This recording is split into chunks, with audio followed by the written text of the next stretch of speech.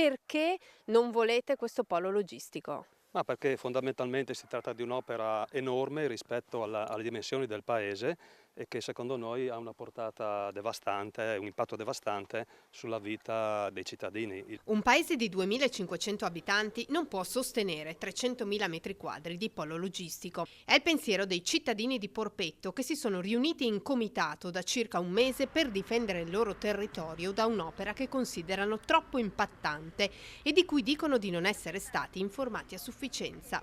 Questo polo logistico prevede circa fra i 360 e i 400 camion giornalieri carico-scarico.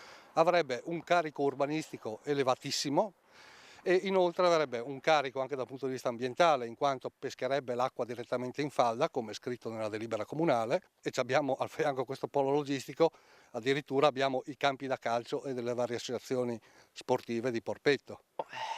Ci ho messo 4 anni per scegliere una casa dove andare a abitare tranquilla, No! 20 anni fa, e adesso non voglio traslocare assolutamente.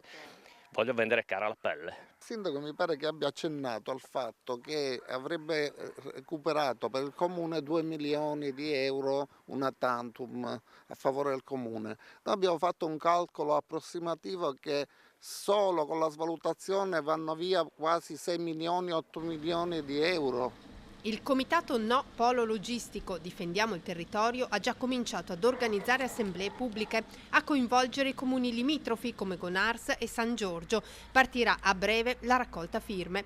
Insomma, dopo l'acciaieria, la Bassa si mobilita per un'altra battaglia. Si parla di far sorgere un capannone quasi in mezzo a un paese, quindi le similitudini ci sono ovviamente. Vedo che la mobilitazione, la volontà del popolo, che non è massa inerme, si sta manifestando.